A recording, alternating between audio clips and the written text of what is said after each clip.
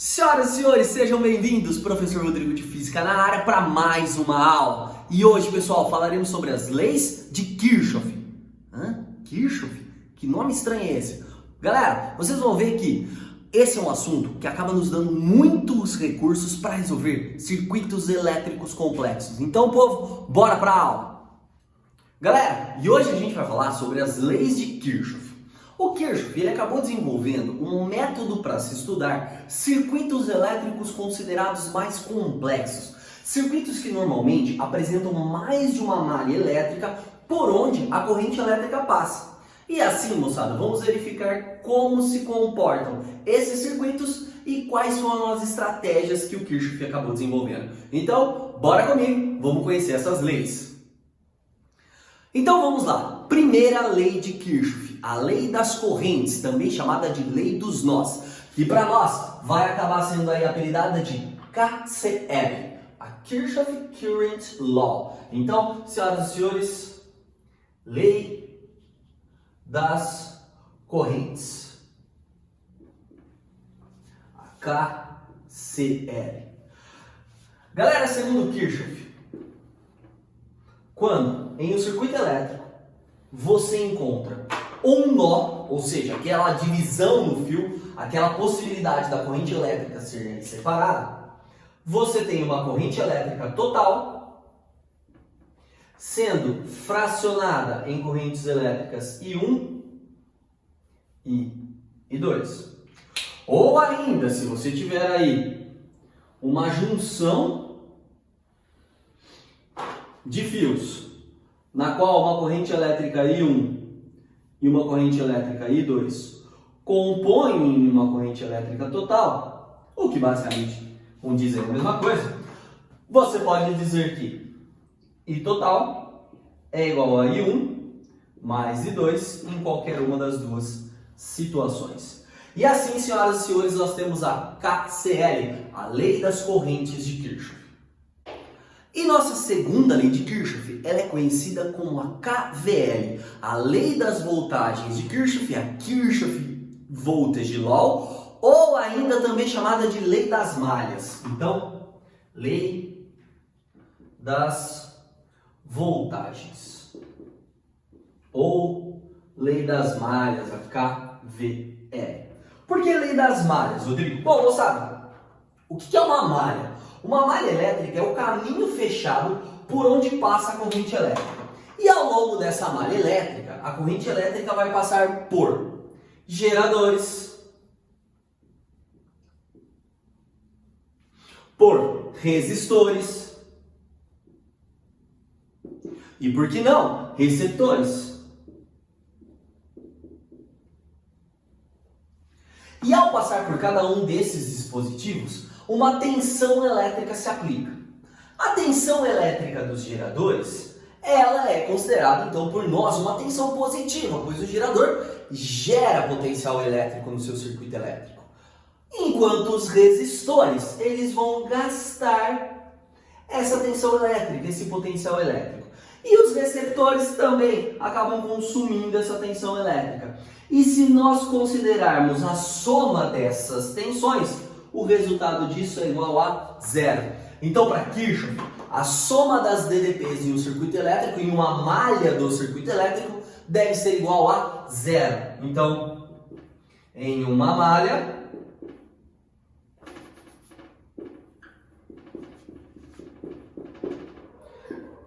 a soma das DDPs deve ser igual a zero. Aqui para nós, eu acabei reescrevendo essa lei da seguinte maneira: o U do gerador menos o U do resistor menos o U do receptor acaba sendo igual a zero. Afinal de contas, a DDP do gerador vai ser considerada positiva e dos outros dois considerada negativa. Moçada, então a partir de agora, vamos aplicar essas leis de Kirchhoff aí em situações e verificar como elas podem ser utilizadas. Então, bora, povo! Então nós temos aqui um exemplo onde as leis de Kirchhoff podem ser aplicadas. Moçada, nesse circuitinho elétrico aqui, a gente verifica o seguinte: aparentemente esse 12 volts é um gerador de energia, do qual a corrente elétrica partindo, por exemplo, dele, ela encontraria logo de cara uma divisão, ou seja, um nó.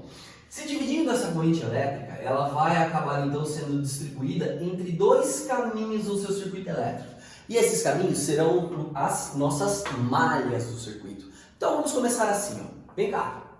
Se partirmos dessa ideia aqui, uma corrente elétrica I1 pode ser dividida em I2 e I3. Essa corrente elétrica I2, ela passaria por esse elemento do dispositivo, que para nós acaba se comportando como um receptor, pois vai do maior para o menor pauzinho. Logo na sequência, por um resistor, retornando aqui ao segundo nó. Em contrapartida, a corrente elétrica I3, essa passa por um resistor aqui do ladinho e retorna. E mais uma vez as duas novamente aqui formam I1. Moçada, esse caminho da esquerda e esse caminho da direita são caminhos fechados por onde a corrente elétrica passa, tanto aqui quanto aqui. Esses caminhos serão chamados de malhas. Nós então precisamos identificar malha da esquerda e da direita, malha, por exemplo, alfa e malha beta, certo? Para que a gente possa resolver o que o exercício quer, que é identificar cada corrente que passa nos elementos do circuito. Então, basicamente, o que eu quero aqui é o valor de I1, o valor de I2 e o valor de I3. Então, para isso, eu vou começar o seguinte, com a KCL, lei das correntes, já que é corrente que eu quero encontrar, certo? E aí, o que eu posso afirmar? Bom, que a corrente elétrica I1, ela nada mais é do que I2 mais I3. Afinal de contas, o I1 se divide aqui em I2 e I3. E só. Pô, Rodrigo, mas quais são os valores? Não sei ainda, galera. Preciso deixar aquela lei ali quietinho. Vamos então aplicar KVL. E aí, na hora de aplicar o KVL, eu percebo que eu tenho a malha alfa e a malha beta. Então, o KVL é aquele sólido, o U do gerador sendo subtraído dos resistores e do receptor e dando zero. Então preste atenção comigo se a gente começasse pela malha alfa. Na malha alfa nós temos o 12 como sendo um gerador, então ele produz mais 12 volts. Eu tenho esse 4 volts sendo o receptor, então ele desconta menos 4 volts. Na sequência, quem aparece é um resistor. Porém, a DDP consumida por um resistor, ela precisa ser antes determinada. E para encontrar a DDP de um resistor, eu preciso pegar o seu valor e multiplicar por I. Então, U igual a R vezes I, no nosso caso R vale 2, e o I que passa por ele é o I2. Tudo isso igual a zero. Moçada, perceba que aqui agora eu já consigo resolver a minha equação e encontrar o valor de I2. Então, 12 menos 4 são 8, menos 2, I2 igual a zero. I2, passando, dividindo aí, é igual a 4 ampere. Pronto, determinei o valor da corrente elétrica I2. Agora eu vou para o lado de lá, para o lado beta. Então, do lado beta, o que eu tenho é o gerador valendo 12. Então ele é gerador, ele é mais 12. E um outro resistor também valendo 2. Então menos 2, porém a corrente que passa nele é I3. I3. Só isso, porque logo depois o próximo elemento já é o gerador de novo, já coloquei ele, igual a zero. Então se eu passo para lá ajustando as coisas, o I3 vai ser igual a 6 ampere. Senhoras e senhores, só falta descobrir o valor de I1, mas eu sei que I1 é o I2 mais I3, então eu tenho aqui 4 mais 6, o I1 ele vale 10 ampere.